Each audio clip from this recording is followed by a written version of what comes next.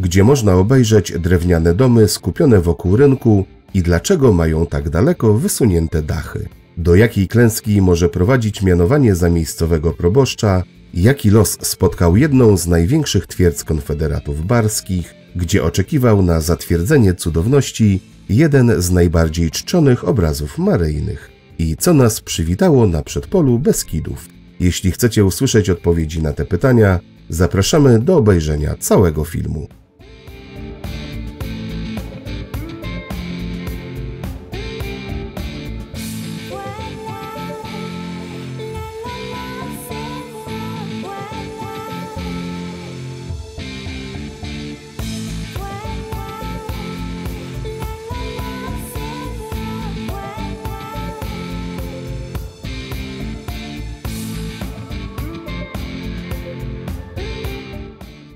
Na początku chcemy przeprosić Was za ten zachrypnięty głos, ale jesienna pogoda dała nam się we znaki.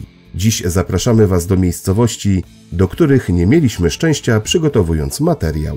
Wszystkie nasze podejścia kończyły się sprowadzeniem deszczu. Dlatego też ostatecznie nie pokażemy Wam wszystkich atrakcji, które planowaliśmy. Mamy jednak nadzieję, że to co zobaczycie zainspiruje Was do odwiedzenia Landzkorony i Kalwarii Zebrzydowskiej, położonych na przedpolu Beskidu Makowieckiego i Małego.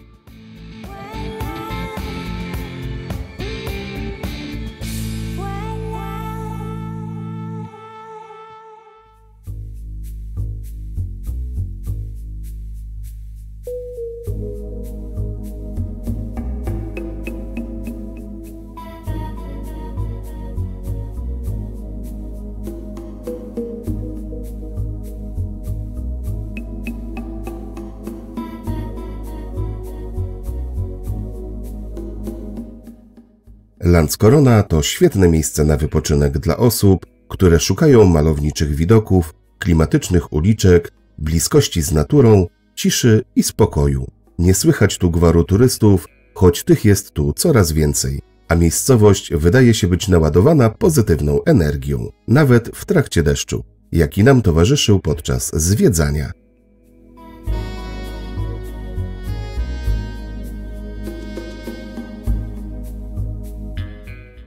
Landzkorona powstała dzięki częstym odwiedzinom na tych terenach króla Kazimierza Wielkiego, który szczególnie upodobał sobie znajdujące się tu bogate tereny łowieckie. Miasto królewskie założono w 1366 roku na prawie magdeburskim, uposażając je w liczne przywileje, a także obdarzając Landskoronę prawami identycznymi co miasto stołeczne Kraków.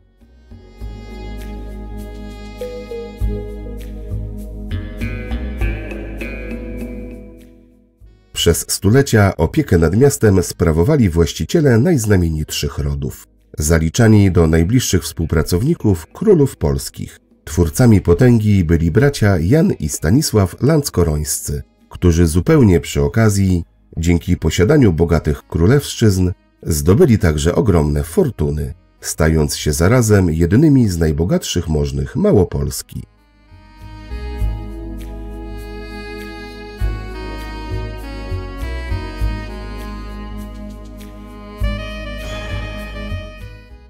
Po klęsce konfederatów barskich dobra landskorońskie nabywa księżna Kurtlandii Franciszka Krasińska, a cesarz Franciszek II potwierdza przywileje grodzkie miasta, ustanawia magistrat oraz nadaje herb. Powolny upadek rozpoczyna się od wielkiego pożaru w 1869 roku. Podpalenie stodoły plebana, w wyniku zemsty za mianowanie proboszczem przyjezdnego księdza, niszczy 79 domów wokół rynku. Ostatecznie w 1934 roku Landzkorona traci prawa miejskie.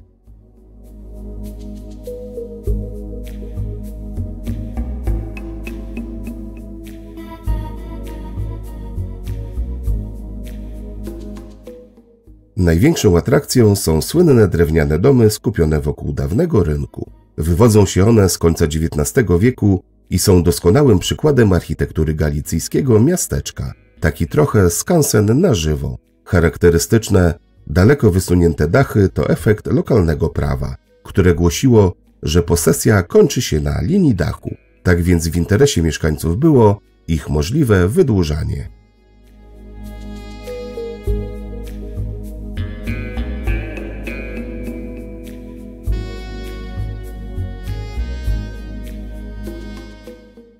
Landskrona to miejsce z artystyczną duszą. Często odbywają się tu lokalne imprezy i festiwale, a w przyrynkowych domach możecie obejrzeć i kupić wyroby lokalnych artystów lub skosztować nie tylko regionalnych przysmaków. Także co roku w grudniu odbywa się tu festiwal z korowodami aniołów i diabłów, licznymi koncertami i wystawami.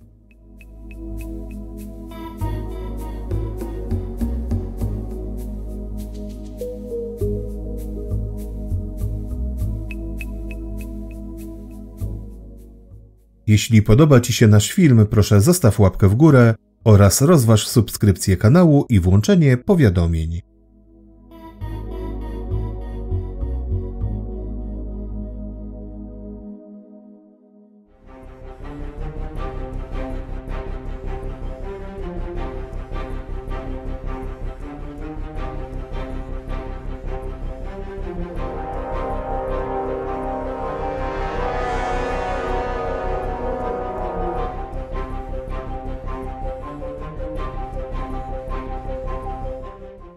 Na górującym nad Landskroną wzgórzu znajdują się pozostałości po wzniesionym przez Kazimierza Wielkiego Zamku Królewskim. Ta potężna niegdyś warownia strzegła granicy z księstwem oświęcimskim, które w owym czasie zależne było od korony czeskiej.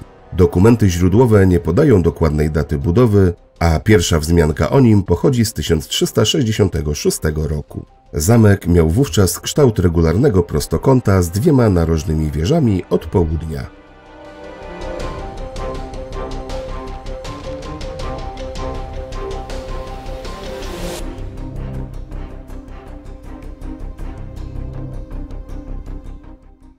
Gdy w 1410 roku Władysław Jagiełło ustanowił w Landskronie starostwo niegrodowe, przekazał zamek za zasługi w bitwie grunwaldzkiej marszałkowi wielkiemu koronnemu Zbigniewowi z Brzezia. W kolejnych wiekach zamek był rozbudowywany i umacniany przez kolejnych właścicieli z rodów landskorońskich, zebrzydowskich, czartoryskich, myszkowskich i wielopolskich.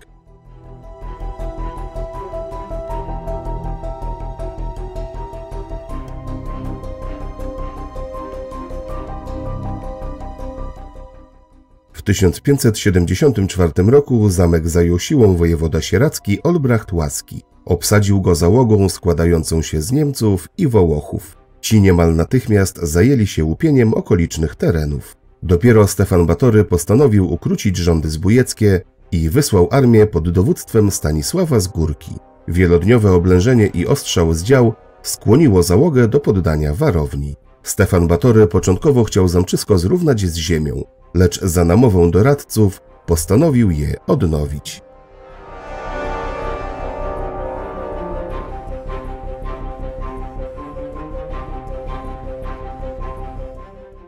W wyniku kolejnych przebudów zamek składał się z 3 skrzydeł mieszkalnych. Otaczały one wewnętrzny dziedziniec od południa zamknięty murem tarczowym, wzmocnionym 2 narożnymi wieżami. Stare zamkowe mury nie oparły się szwedzkiemu potopowi w 1655 roku.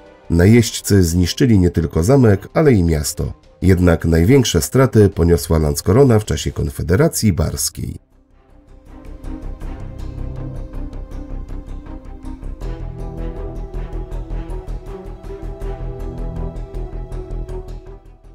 W roku 1768 konfederaci pod dowództwem Maurycego Beniowskiego opanowali zamek i przystąpili do jego umacniania. Przy pomocy francuskich inżynierów przekształcili go w jedną z najważniejszych swych twierdz. Stara warownia została otoczona dodatkowymi fortyfikacjami ziemnymi. Po klęsce konfederatów pod Landskroną w 1771 roku zamek był oblegany do 8 czerwca 1772, kiedy to załoga ostatecznie skapitulowała. Mocno już wówczas zniszczoną warownię zajęły zaborcze wojska austriackie.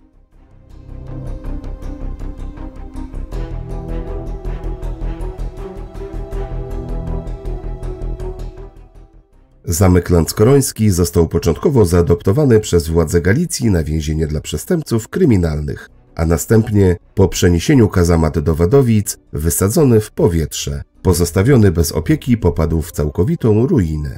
Do końca XIX wieku służył okolicznym mieszkańcom do pozyskiwania budulca. Do naszych czasów zachowały się jedynie pozostałości wież oraz fragmenty ścian i muru tarczowego.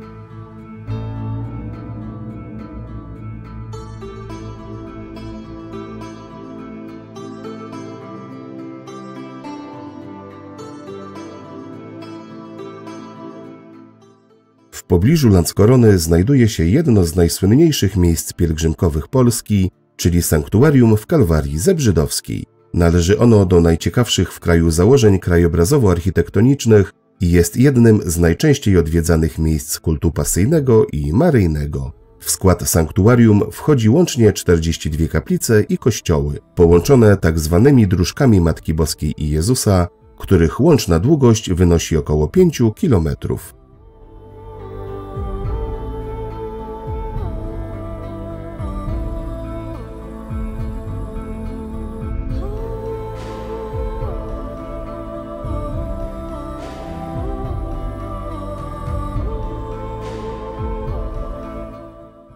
Sanktuarium w Kalwarii Zebrzydowskiej powstało na początku XVII wieku z fundacji Mikołaja Zebrzydowskiego. Jak głosi legenda, wojewoda krakowski rozpoczął jego budowę, gdy ujrzał z okien landskorońskiego zamku 3 płonące krzyże na górze Żar. Po tym widzeniu w 1600 roku ufundował kościółek Ukrzyżowania Jezusa Chrystusa, zbudowany według modelu przywiezionego w 1599 roku z Jerozolimy przez Hieronima Strzałę.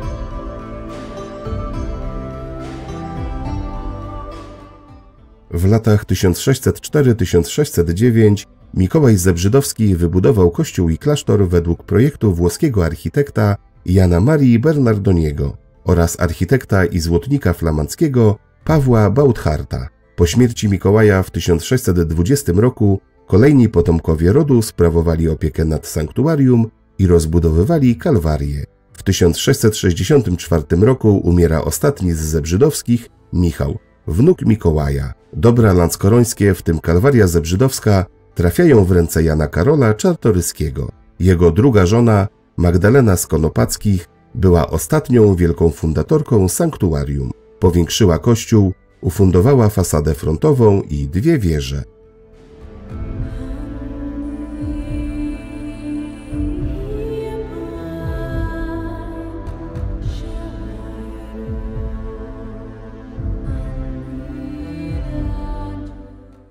Sanktuarium kalwaryjskie składa się z barokowej bazyliki, klasztoru i zespołu kościołów i kaplic w stylu barokowym i manierystycznym. Wewnątrz kościoła warto zwrócić uwagę na bogatą modernistyczną polichromię, wczesnobarokową ambonę oraz liczne obrazy. Dwukondygnacyjny chór zakonny z rzeźbionymi stellami oddzielony jest od klasztoru murem. W przylegającej do prezbiterium kaplicy Zebrzydowskich znajduje się cudowny wizerunek Matki Bożej Kalwaryjskiej.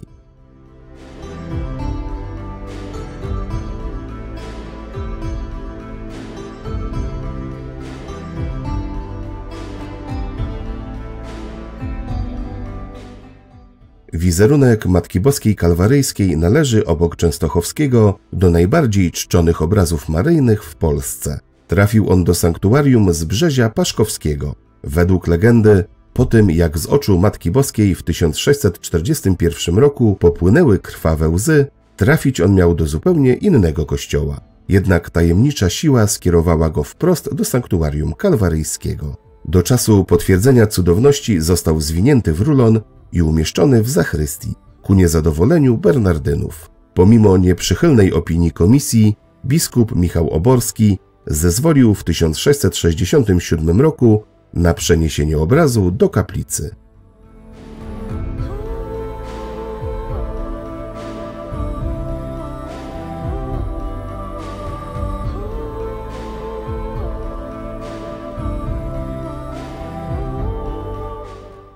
Przez kolejne stulecia klasztor opiera się zawirowaniom historii i powoli, acz systematycznie rozwija się. W finansowany przez zakon i przybywających pielgrzymów. 15 sierpnia 1887 roku ma miejsce jedno z najważniejszych wydarzeń w historii sanktuarium – koronacja cudownego obrazu Matki Bożej Kalwaryjskiej. Na przełomie XIX i XX stulecia następuje rozwój komunikacyjny miejscowości, powstaje linia kolejowa i drogi znacznie ułatwiające dotarcie do sanktuarium. Ruch pielgrzymkowy znacznie słabnie w okresie obu wojen światowych. Do znacznego ponownego wzrostu popularności sanktuarium przyczynia się Jan Paweł II, który gości w Kalwarii wielokrotnie jako ksiądz i biskup, a także podczas pierwszej pielgrzymki do ojczyzny już jako papież.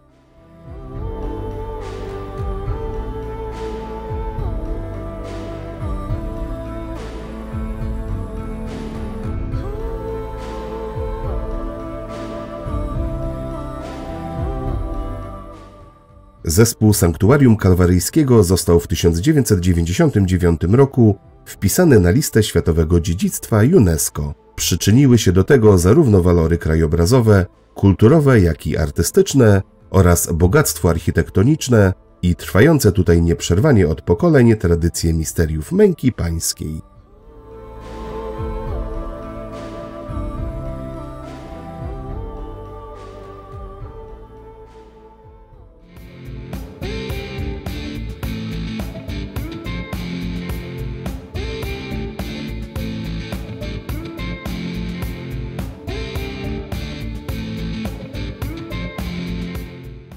Dziękujemy, że obejrzeliście cały film. Proszę zostawcie łapkę w górę, piszcie w komentarzach o waszych wrażeniach, podzielcie się nim ze znajomymi i pamiętajcie o subskrypcji.